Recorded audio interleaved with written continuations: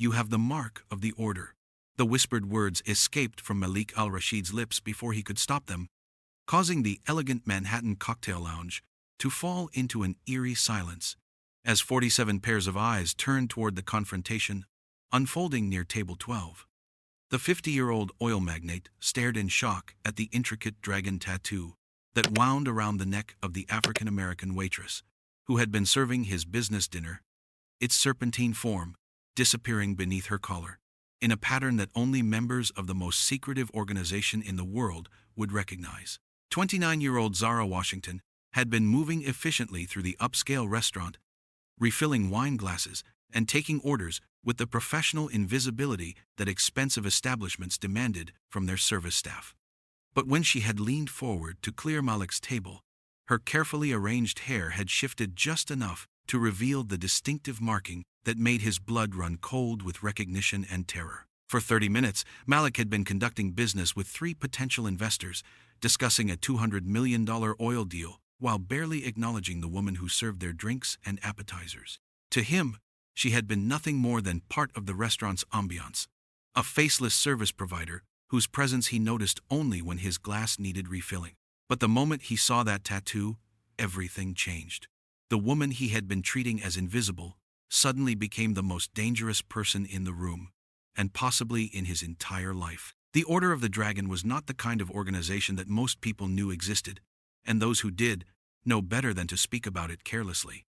Founded 800 years ago during the Crusades, it had evolved from a medieval brotherhood of knights into a modern network of individuals who possessed knowledge, resources, and influence that could topple governments, destroy corporations, and reshape the balance of power in the world. Membership was earned through demonstration of extraordinary skill, unwavering loyalty, and the ability to keep secrets that could kill. Malik had been inducted into the order 15 years earlier, after proving his worth through a series of intelligence operations that had helped prevent 3 international conflicts. But seeing the dragon mark on a waitress in a Manhattan restaurant was impossible. The order recruited from the highest echelons of society, from royalty and political leaders, from military commanders and intelligence operatives, from business moguls and academic elites. They did not recruit service workers, no matter how competent or trustworthy they might be. The tattoo was applied only after years of proving oneself worthy of the organization's deepest secrets, and it was designed to be recognizable only to other members, while remaining invisible to outsiders. Zara straightened slowly, her dark eyes meeting Malik's with a calmness that suggested she had been expecting this moment. The recognition was mutual and immediate. She knew that he knew what the tattoo meant, and he knew that she understood the implications of being discovered. Around them, the restaurant's other patrons and staff sensed that something significant was happening, though they couldn't understand what had caused the sudden tension between a wealthy businessman and a woman clearing his table. "You're mistaken, sir," Zara said quietly, her voice carrying just enough authority to make Malik realize that she was not intimidated by his recognition or his obvious wealth and social position. "I'm just here to serve your dinner."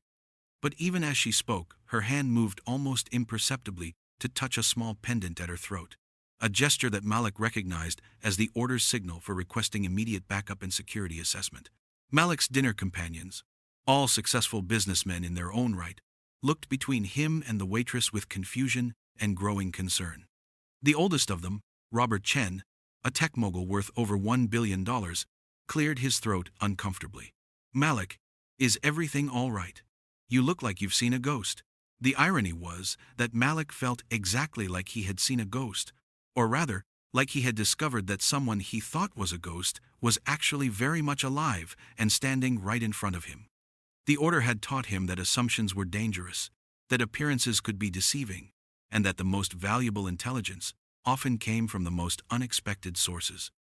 But he had forgotten those lessons in his civilian life, allowing his wealth and social position to make him careless about who might be watching and listening when he conducted business in public places. "Everything is fine," Malik replied, though his voice lacked its usual confidence. He turned back to Zara, who was still standing beside his table, with perfect professional composure despite the recognition that had just passed between them. "I apologize if I seemed startled. Your tattoo reminded me of something from my travels." Zara nodded politely, But Malik caught the slight narrowing of her eyes that indicated she was evaluating him and his companions for potential security threats. "It's a family design," she said simply. "Very old, very traditional. Not many people recognize the significance." The coded language was unmistakable to anyone trained in order protocols. She was telling him that her membership was hereditary rather than earned through recruitment, which meant her family had been part of the organization for generations, and that her own standing within the hierarchy was likely much higher than his own. The realization hit Malik like a physical blow. He had been treating someone who potentially outranked him in the most powerful secret organization in the world as if she were beneath his notice. As Zara moved away to attend to other tables, Malik found himself unable to concentrate on the business discussion that had brought him to the restaurant. His mind raced through the implications of what he had discovered. If the order had placed a member in this restaurant, it meant they were watching him. If Zara was working as a waitress while being a member of an organization that controlled billions of dollars and had access to the highest levels of government and military intelligence, it meant she was on assignment. And if she was on assignment in a place where he was conducting business, it meant he was either being protected or investigated. The thought that he might be under investigation by the order filled Malik with a terror that had nothing to do with legal consequences or financial loss. The organization dealt with betrayal and security breaches in ways that made federal prison seem like a pleasant vacation. Members who violated their oaths or compromised the order's secrecy simply disappeared, their deaths arranged to look like accidents, heart attacks, or random crimes.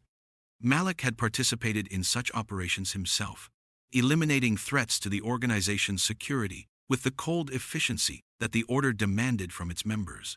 But why would the order be investigating him? For 15 years, he had faithfully served the organization's interests, using his oil business to gather intelligence on Middle Eastern governments, facilitating arms transfers to approved resistance movements, and providing financial support for operations that required untraceable funding. He had never violated his oath of secrecy, never compromised operational security, never used his membership for personal gain beyond what the order explicitly permitted. The dinner continued in a fog of paranoia and confusion as Malik tried to maintain normal conversation with his business partners while mentally reviewing every decision he had made in recent months that might have drawn the order's attention. When Zara returned to refill their wine glasses, he found himself studying her movements and expressions for clues about her intentions and the nature of her assignment. What disturbed Malik most was how perfectly she had blended into the restaurant environment.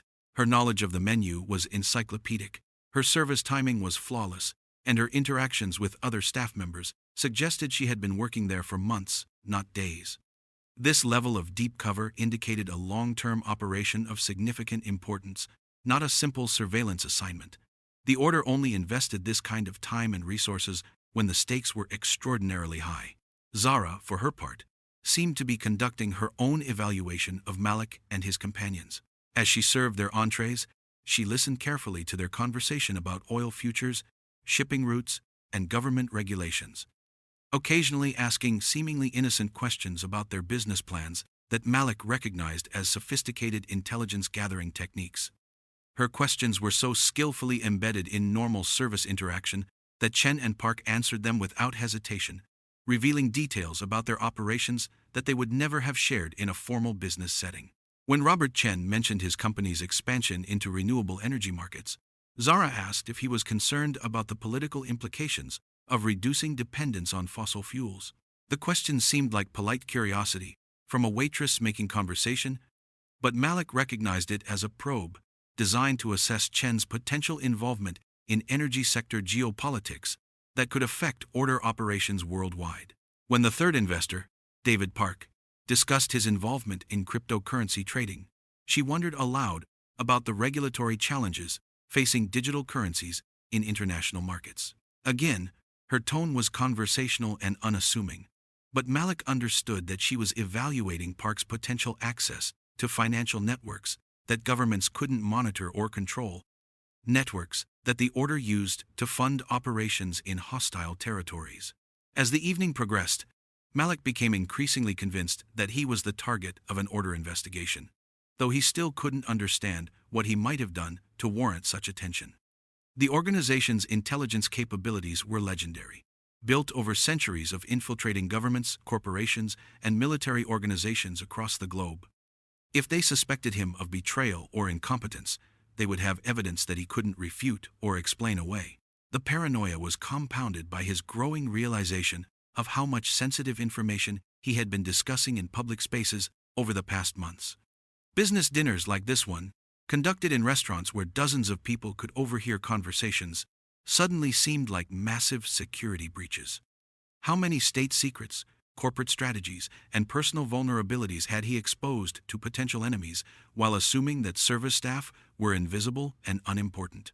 When Zara brought the check, she placed it directly in front of Malik rather than in the center of the table where restaurant etiquette would normally dictate. Underneath the leather folder containing the bill, he found a small card with an address and a time written in the kind of cipher that order members used for secure communications. The message was clear. He was being summoned to a meeting that would determine his future within the organization, and possibly his continued existence.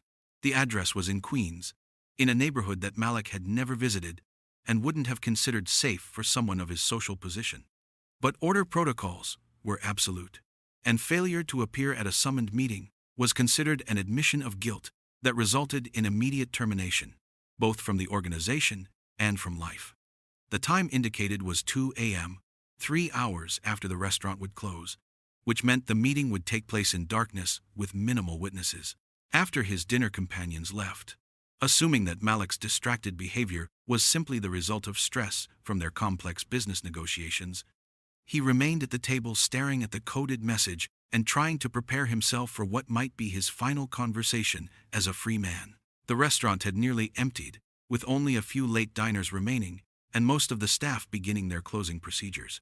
Zara approached his table once more, ostensibly to clear the remaining dishes, but actually to deliver instructions that could save or damn him. Her professional demeanor remained intact, but Malik noticed subtle changes in her posture and expression that indicated she was about to shift from her waitress persona to her role as an order operative. "Brother Malik," she said quietly, using the formal address that order members employed only in the most serious circumstances, "you have been under observation for 6 months due to concerns about security breaches in your sector. Your business activities have attracted attention from intelligence agencies in 3 countries, and there is evidence that your communications may have been compromised by someone within your inner circle." The relief that flooded through Malik was so intense that he nearly collapsed. He was not being investigated for betrayal.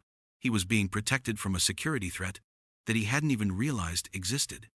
The order had placed Zara in the restaurant not to spy on him, but to warn him about the surveillance he was under, and to provide assistance in neutralizing the threat. "What kind of evidence?" he asked, maintaining the quiet tone that prevented their conversation from being overheard by other diners or restaurant staff. "Your business partner, Rahman al-Mansouri, has been selling information about your operations to a competing intelligence service," Zara replied. "The order has been monitoring his activities for 8 months and has gathered conclusive evidence of his betrayal. Tonight's dinner was arranged specifically so we could warn you before the situation becomes more dangerous for both you and the organization." Malik felt a wave of anger and betrayal that was quickly replaced by professional calculation. Rahman had been his closest business associate for 10 years, a man he had trusted with his most sensitive operations and confidential information. They had grown up in the same neighborhood in Riyadh, attended university together, and built their business empire as equal partners. But the order's intelligence was rarely wrong, and if they said Rahman was a traitor, then Rahman was a traitor. The implications were staggering. Every business meeting, every strategic decision, every confidential communication from the past months had potentially been reported to enemy intelligence services. Rahman had access to information about order operations, government contacts, and financial networks that could compromise security across multiple continents. His betrayal wasn't just a personal matter, it was a threat to global stability. "What do you need me to do?" Malik asked, accepting that his life was now in the hands of an organization that valued security above all other considerations. "Tomorrow morning, you will discover evidence of Rahman's betrayal in your office safe, evidence that the order has been gathering for months. You will report this discovery to the appropriate authorities providing them with documentation that will result in Rahman's arrest and prosecution for espionage. This will eliminate the security threat while maintaining your own cover within the business community. Zara continued, "Your restaurant bill tonight has been paid by a corporate account that will provide investigators with a legitimate reason for your meeting with order operatives. The official story is that you hired a private security firm to investigate suspected corporate espionage, and that investigation led to the discovery of Rahman's activities. The elegant simplicity of the order's plan impressed Malik even as he grappled with the emotional impact of discovering that his closest friend had been betraying him for months or possibly years. The organization's ability to manipulate evidence, create plausible cover stories, and coordinate complex operations across multiple countries was one of the reasons it had survived and thrived for 8 centuries. But there was one aspect of the situation that still confused him. Why had the order chosen to place such a highly ranked member in a service position to deliver this warning? Surely there were more conventional ways to make contact without risking exposure of someone whose family had apparently been part of the organization for generations. Zara seemed to anticipate his question.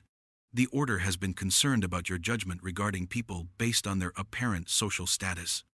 Your business success has made you careless about evaluating individuals based on their actual capabilities rather than their visible circumstances. Tonight was a lesson as much as a warning. The observation stung because it was accurate. Malik realized that he had indeed become complacent about security, assuming that threats would come from obvious sources rather than from people he considered beneath his notice. If Rahman could betray him while presenting himself as a loyal friend and business partner, then anyone could pose a threat regardless of their apparent social position. More importantly, if the order could place a high-ranking operative in a service position without him recognizing her significance until the dragon tattoo gave her away, then his ability to identify allies and enemies had been seriously compromised by his own prejudices and assumptions. But Zara wasn't finished with her assessment of his security failures.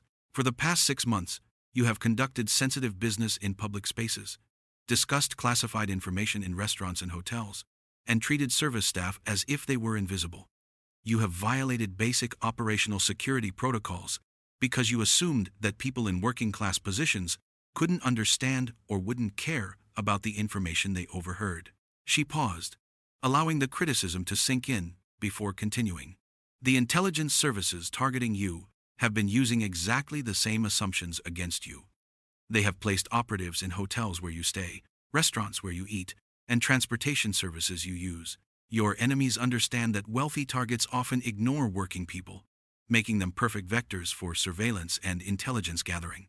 The scope of his security compromise was becoming clear, and it was far worse than he had initially feared. Not only had Rahman been selling information about his operations, but enemy intelligence services had been conducting comprehensive surveillance using methods that exploited his own class-based blind spots. Over the following weeks, the order's plan unfolded exactly as Zara had described. Evidence of Rahman's espionage activities was discovered in Malik's office, including encrypted communications with foreign intelligence handlers, financial records showing payments for information, and detailed reports about order operations that Rahman had compiled over months of systematic betrayal. The FBI investigation that followed Rahman's arrest revealed the full scope of the intelligence breach. Rahman had been recruited 3 years earlier during a business trip to Eastern Europe, where he had accumulated gambling debts that made him vulnerable to blackmail. What had started as selling minor business information to pay off his debts had escalated into comprehensive espionage that threatened national security across multiple countries. The scandal destroyed Rahman's reputation and business empire, while positioning Malik as a victim of betrayal rather than a potential security risk. But the personal cost was enormous.